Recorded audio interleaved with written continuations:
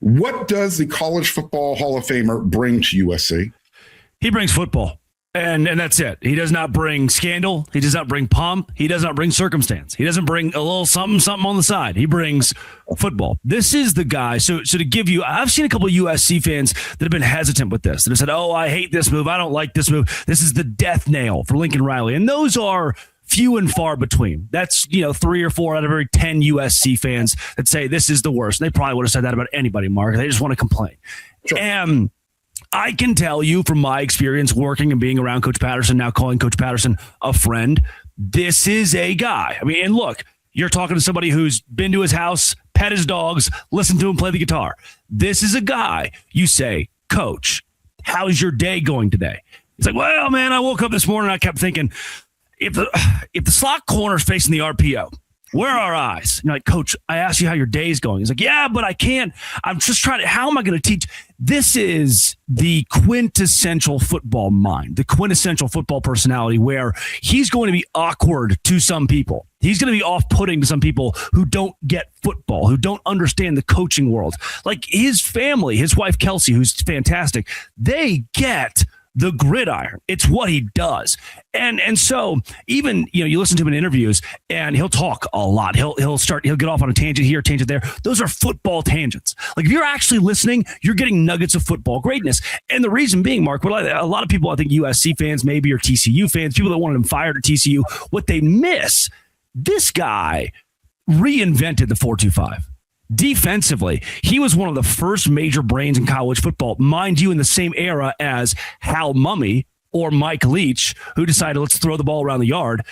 Gary was one of the first to say, let's work backward. Everybody wants big defensive line, big defensive. I want an elite secondary. And he said, I want an elite secondary from the mind, not just the body. And here's where that comes into play. TCU did not have the horses in the stable that Wisconsin did when they played in the Rose Bowl. Gary had to get creative. Getting creative started with the back end of the defense. That's where he's built his entire career. And he said, hey, look, you may have the better athletes. I'm at TCU. I'm smarter than you. I'm going to beat you with what I know about football. That's the kind of guy that you're getting here in the middle of genuinely a make or break season for Lincoln, given the schedule he has with Penn State or Indiana on the docket this year. Like I sat with Coach Patterson before he had taken the job at a restaurant in Fort Worth. Like, Coach, have you looked up the USC schedule? And he was like, well, not yet. And so I was there. Hey, Siri, what's the USC football schedule? And she's just rattling off big name after big name. And his reaction to that was good. Let's go beat them. I love that. Okay.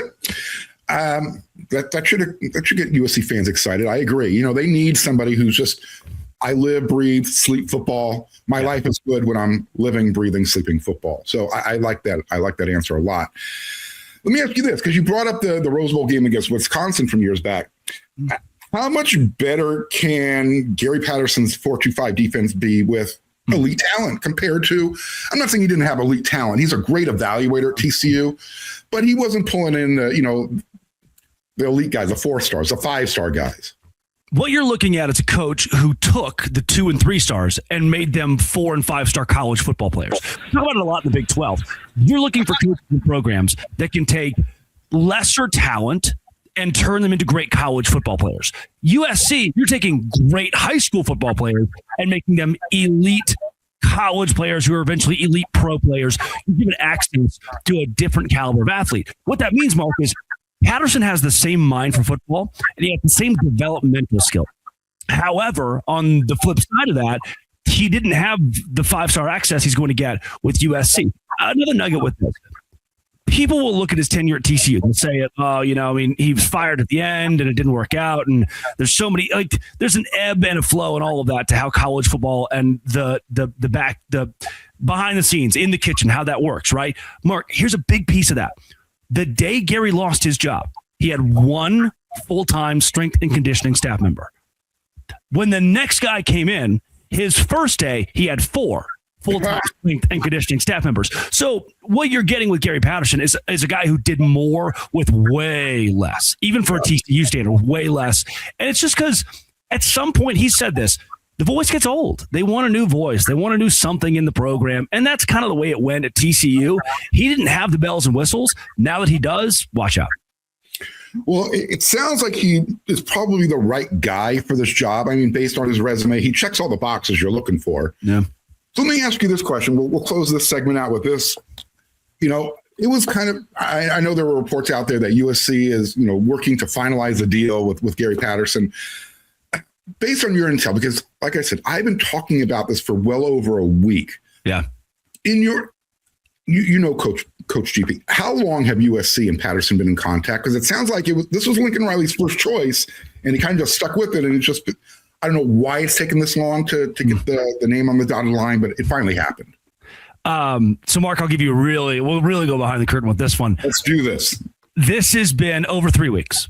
It is. I saw a tweet from, I think, On3 that said they moved quickly. They did not move quickly. This was both sides checking the boxes. Let's go P's and Q's here. Let's make sure we are very thorough with this. And Coach Patterson's done that his entire career at TCU. He told me, and I think he'd say this publicly, with his staff at TCU, he would tell them, he said, hey, if Notre Dame calls and they want to hire me as the head coach, I look at the 9 guys in the room who are my assistants and I say, I don't know if I want to do it. Do you guys? And they all say no. He made career moves based on the families, the people in his life.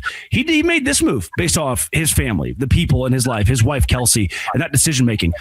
Mark, and he wanted to be as faithful to his current commitments as possible. Here's a story you'll get nowhere else. We are walking into the studio for the final taping of Amazon Fire TV's college football kickoff. He is 10 minutes late. Coach P's never late. He's usually 45 minutes early. He's 10 minutes late. He walks in. He's chest puffed out. And I've known for a couple of weeks at this point that USC's been in contact. And so I asked, I was like, Coach, do you get that glow about you? Did you get some good news? Did you get some good news? He says, listen to this, Mark. He says, no, Lincoln just called me. I didn't answer the phone because I've got to tape this show with you cats. I said, Coach, this is a whole I know college football coaches. Lincoln may be calling the next guy. He's like, well, Gary didn't pick up. Well, who's next? And, thankfully, Lincoln had narrowed in on Gary the entire time. But that's how committed he was to his current dealings, his current contracts of even just a little TV show, right? That he would, hey, I'll call him back later, just to ensure he was doing right by the people in front of his face. That says a lot about a person. Wow. So there you go, folks. You've got the inside information. It's been GP the whole time. There might have been other candidates out there, but it sounded like Coach Riley was laser focused. He knew who he wanted. And again, I don't think it mattered that Coach Riley was 7-0 against TCU when Gary Patterson was there. He saw something. He likes the defense. He likes Gary Patterson's personality, and he thinks it's going to be a nice fit with USC, which in the next segment, Drake, you and I, we're going to discuss personalities and can they coexist? And the third segment, we're going to see, has he been away too long? You can maybe assuage those concerns. That's all that's coming up next.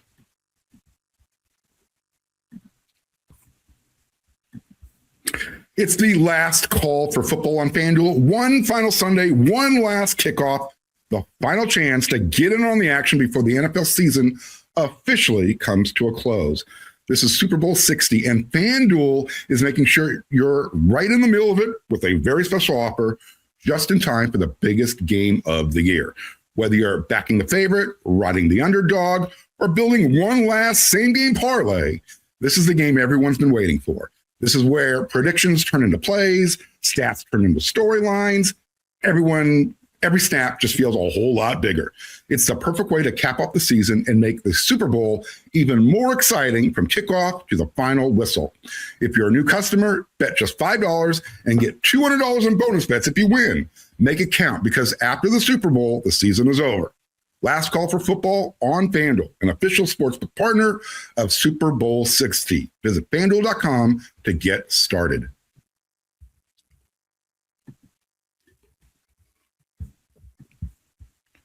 Thank you one more time for making Locked On USC your first listen of the day. And thank you for helping make Locked On the #1 sports podcast network.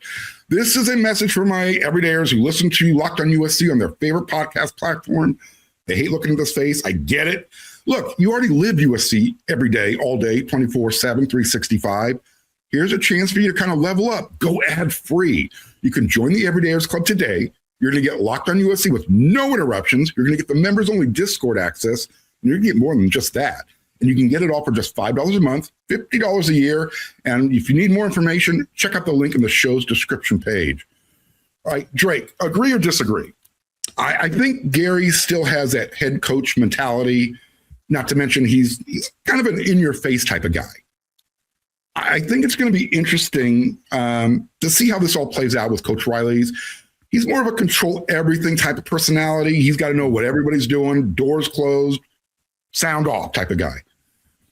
One of the things people question Coach Riley about is, can his defense be physical? Especially when it's practicing against, and I'm using finger quotes, a pass-happy offense. First question for you. Is the 4-2-5 a physical defense, and it requires great safety production? How difficult is this defense to learn? It's incredibly difficult to learn. It's one of the hardest concepts that a coach could put out there. And I'm not saying that to slight Coach Patterson. I'm saying that because Coach Patterson has sat me down and tried to walk me, the guy who did really well in the ACT and got a degree from a private, accredited school. But I say that to say there's one man that can teach it different than anyone else. Because so we sit down, Mark, and this is one of our first shows we do together, one of the first times we've met. And again, you say, "Hey, Coach, your collar's a little wonky. Can I fix it for you?" And he'll go, "Let me talk to you about 4-2-5." You're like, "No, let me fix your collar." He's like, "No. We're going to start safety in." And so when we're having these conversations, this was the first time we met. Having these conversations, he told me bluntly. He said, "Listen, I will walk in right now to any college football program in the country, any high school football program. I can walk into a middle school program. You give me 3 days, any kid, you give me 3 days, any kid, I can teach them this. I can teach them this. If they will sit and focus for a second," and he'll have a lot more than 3 days at USC. He said, "I'll teach them this." The problem with this defense, with the 4-2-5, the way Gary does it, he said, the issue is not the kids. He said, a lot of times it's the coaches. I go in, I spend 3 days. The kids are like, "Oh, I'm excited by this. I feel like I know something the offense doesn't know. I feel like I can read where the offense is going. I can read their play based on where my positioning is." He said the issue is the coaches give up. A lot of the times these coaches are like, "I don't know if I understand." He said it's almost easier for the kids to conceptualize it when I'm teaching it than it is for coaches to be able to grasp it and teach it themselves.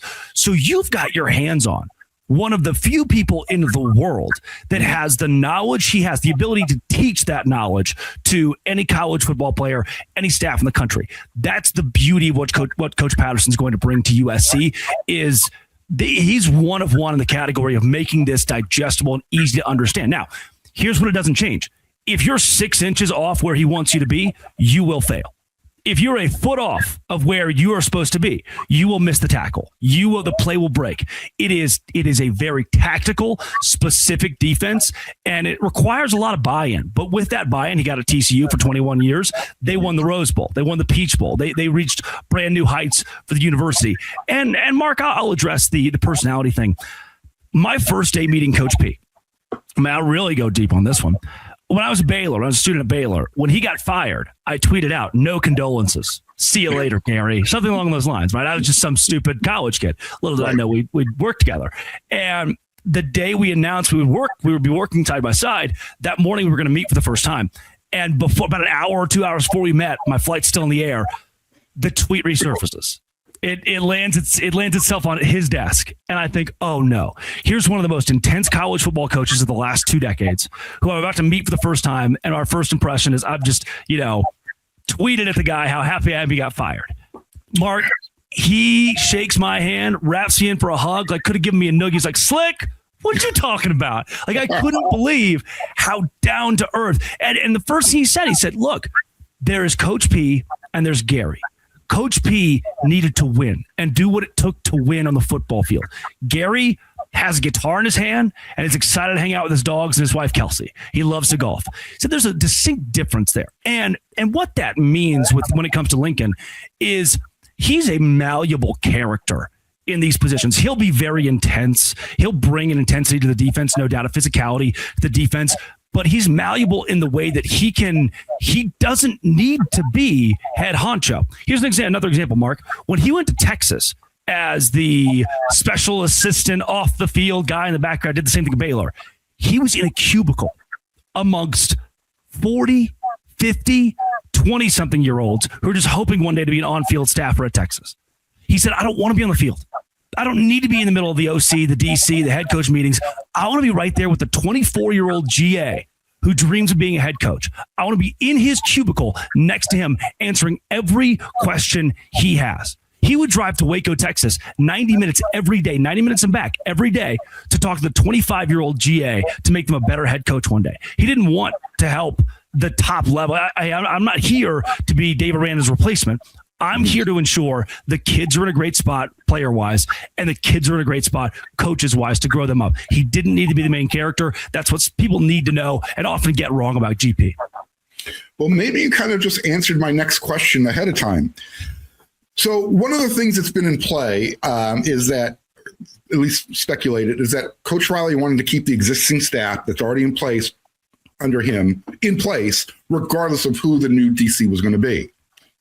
Let me ask you this, just knowing Gary Patterson, should a defensive coordinator have a say in who is on his side of the ball as far as his assistant coaches? Because right now there's been one casualty, and it's Doug Belk, a former defensive coordinator who was in charge of USC safeties. I understand, Gary Patterson specializes in the safety group, but should he have a say in who some of his underlings are, so to speak? Yeah, this is me speaking, not Coach P, but based on what I know of Coach P for this one. And that is, I asked him that question a few weeks ago. Hey, Coach, who would you bring? Who do you want to bring? And I don't think his first call is, let's get the band back together. Let's bring all my old assistants from TCU, bring them to USC and recreate that. He's got the knowledge himself to do it. And so he mentioned to me one or two names that you would have never heard of, that I'd never heard of. Young upstart coaches who he's seen in his past that he would love to build into great college football minds at a place like USC or a place like TCU or Baylor or wherever he goes. So I think for him, it's less I need to pick my staff. I need to know who my guys are and more. Look, and because I asked him this too, I said, Coach, transfer portal, you're in the middle of it. You can't pick your own kids.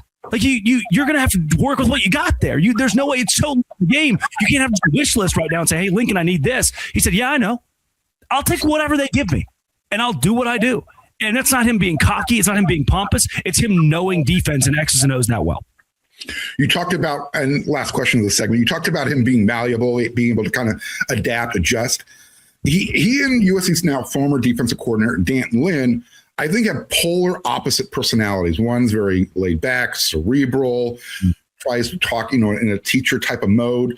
Gary Patterson, known, I won't say hothead, but more extrovert, more outgoing. We'll get in your face if necessary. Yeah. Is that going to be a problem for any of the USC players? If it is, that's on them entirely. I mean, and so Mark, this is another piece of this. When you go, so this guy grew up in Roselle, Kansas. When you go to the sideline today of Kansas State, you can get in the face of a defensive tackle and make him feel like the smallest person in the world and then tell him, get your butt out there and play the next drive. Right. We live in, and I asked Coach Mike Gundy this at Big 12 Media Days this year. I said, Coach, the word entitlement, how big of a black spot is that in college football today? And he said, what are you talking about? Like it is the issue. It's the entire issue. So if for Coach P, he's a cult. He brings a culture of toughness. He brings a culture of, I need to get in your face and let you know that you were 6 inches off the mark right there. And that's why we failed. If the player shuts down, they don't have a place at the top level of college football, much less a place in the Coach Patterson defense. And an example of that, Mark, I went to his Hall of Fame celebration the day he found out. They threw a celebration for him, had a dinner for him at a bar, and you'd be shocked. The guys who came in on hours' notice, that each of them had the same thing to say. Guys who started, guys who never played, that showed up, at guys who played in the NFL and had legendary all-pro careers, and guys you'd never heard of before from TCU that came up and showed up for him.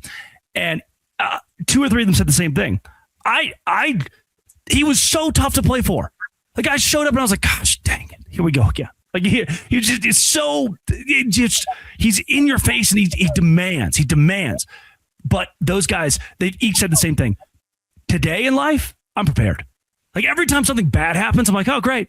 At least Coach Patterson's not here to yell in my face. Like he's, and they all love him to death because of the life lessons they learned. If the kids will buy into that, it's a very hard thing to ask kids today to buy into, but if they will buy into that, USC will succeed.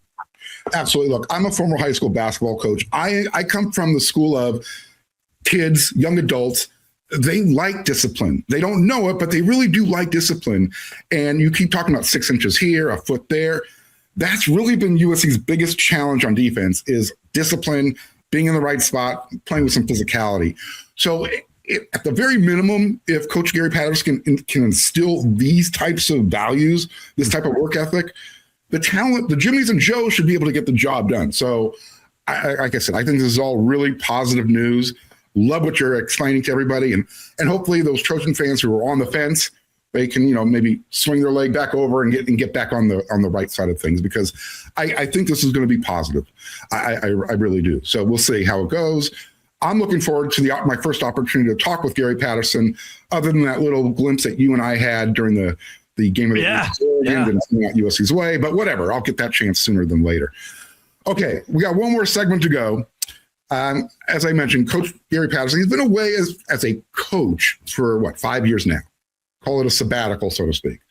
I'm going to ask you if that's going to cause any challenges for the coach to kind of get back into the game. That's all coming up next.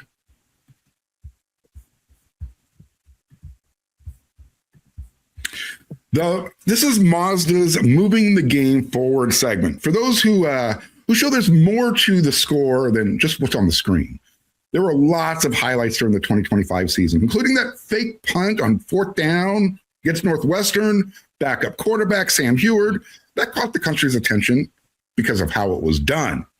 These plays remind us what really takes the base to the bar. It's that extra work off the court, dialing in every detail, giving it that extra fire. That's grit, and I never quit. At Mazda, they put the same passion into every model. Highlights make the reel. What it took to get there makes it count. There's more to a Mazda because there's more to you.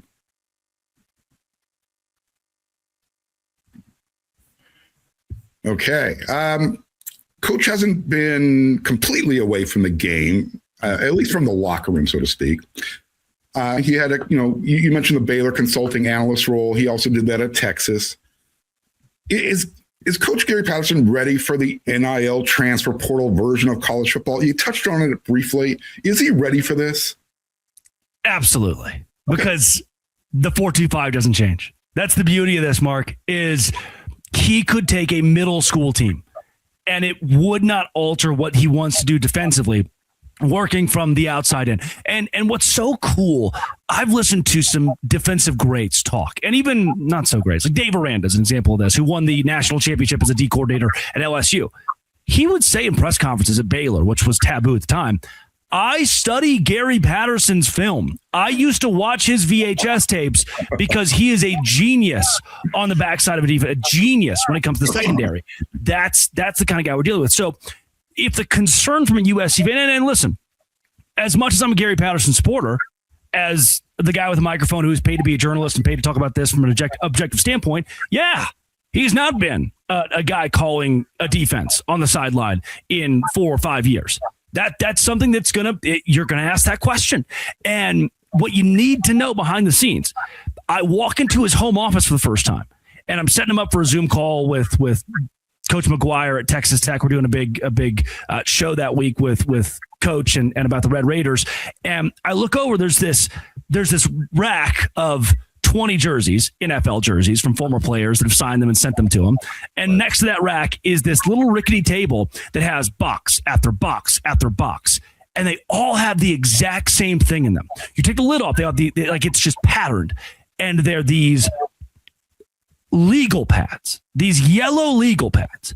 And for the last 4 years, every day, he'll look up, just, sitting on the couch after he golfs. He's like, Indiana, Oregon, YouTube, highlights. He'll watch the entire game, Mark, and he'll sit there and he'll take note after note after he'll watch the defense. Like, he came in after the Indiana, Oregon game, the first time they played, and said, hey, this wasn't exotic blitzes. This wasn't getting cute. This was Indiana dominating, and here's how they did it. And he walks us through the blueprint of Kurt Cignetti's defense because he can read it like a different animal. The way he sees football, he can read it. That's how he stayed in shape, in football shape, is keeping up with the game. So, somebody's going to push back and say, oh, well, if it's just the old-fashioned 4-2-5, it's just him never adapting, then surely you'll die. He's adaptable. with keeping his same principles, no doubt. And he's adapted by watching college football like a hawk these last few years. And Mark, when it comes to the transfer portal, again, I think his message would be, give me anybody. Give me anybody. I can teach them how to do this. All right, well, let's look at it from a different angle. I was going to ask you a different question about, will he be rusty? Is he going to be a square peg trying to fit into a round hole? He's from the Midwest. He spent most of his coaching career in Texas. Yeah. Can he adapt to the LA lifestyle? LA is a big city. We support winners or we don't show up type of thing. Can he adapt to that? Yeah. What's so cool about that, it's a great question, Mark, is in Fort Worth, Texas, which, forgive me if you're from Fort Worth, it's kind of Dallas, Texas. Sure. It's not, right? It's not. But in Fort Worth, people love to, no, we're Fort Worth. We're Fort Worth. But Mark, it's kind of Dallas. Like they're going to the Cowboys games, going to the Mavericks games. Right. In Houston, for example, right? People are going to the Astros. They're going to the Texans. They're going to the Rockets. They're going to the Houston Symphony Orchestra before they go to Houston football. In Dallas, Fort Worth, they're going to the Stockyards. They're going to the Cowboys. They're going to the Rangers. They're going to the Stars. They're going to, and that list goes on. To be TCU and fighting for airtime against not just SMU across the way, but the entire conglomerate of things to do in Dallas, brutal. So there were Saturdays where fans just didn't pack the stadium out, didn't sell the stadium out for a top 10, top 15 TCU team. At USC, if that's the case, he's the kind of guy that's like, look, if one person shows up, great. If nobody shows up, great. What he's more worried about is the matchup itself. An example of this is here. His first game, and I'm going to get the first number incorrect, but it's close to this. His first game against Mike Leach, he gets up quickly, like 14-0, 21-0. He's like, I did it. I figured out how to beat Mike Leach. I got you. He lost 70-35, Mark. 70-35. 2 years later, they play again. And right. He said, I spent a year and a half. How do I beat this offense? The How Mummy Mike Leach. How do I beat this offense? Final score of their next game was like 12-3. Gary Patterson at TCU beat Mike Leach and Texas Tech in a massive upset, 12-3. And he gets to the podium after the game and he says, speed, baby. And he doesn't care about the crowd. He doesn't care about the lights. He doesn't care about the paparazzi. He's like, hey, I'm just doing the game. And obviously it takes a different kind of mentality to coach at USC. So we'll see if Coach Patterson if the bright lights do actually get to him. Well, assuming, and I think we are assuming that he's going to be a net positive for USC, especially defense. You combine his personality. USC is also upgraded at special teams with Mike Eckler. Yeah. I think Coach has the itch to be a head coach again. I don't know, maybe you can agree or disagree. Is he, I don't want to say he's using USC to get back to a head coaching thing, but what are his end goals? He's just a few wins away from reaching that 200-win milestone.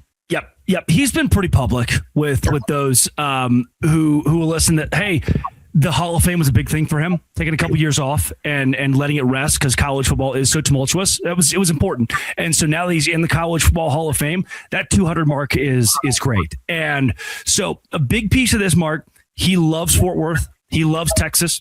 He loves the Metroplex. I think eventually he will retire there 20 years from now. I mean, I don't know if he'll ever truly retire, but I do think somewhere deep down he wants to get to 200. He really would love 200. USC's not a stepping stone. USC's a place to win. And he understands that, look, if this team goes 4-8 next year, Lincoln Riley's fired. That's not, you're a human being. You know that. This isn't. I get it. Yeah. Coach Patterson's not the guy who's like, no, we can sell 4-8, maybe we can get, no, he knows. He knows exactly what he's signing up for. And it's not, and think about this, Mark, it would be a stepping stone if he was going to Ohio State, a stepping stone if he was going to Alabama or somewhere he knew the coaching staff was in place for a couple of years. This is, if USC loses to the point that Lincoln Riley's fired 8 games into next season, then Gary Patterson may not coach again.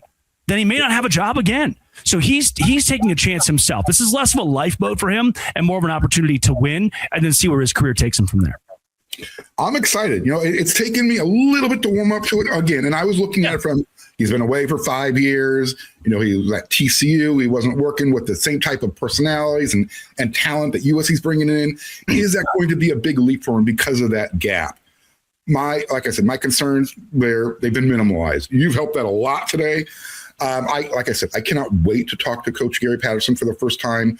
Maybe not one-on-one, but in a media scrum. But if you can help me get him one-on-one, hey, wait, Drake.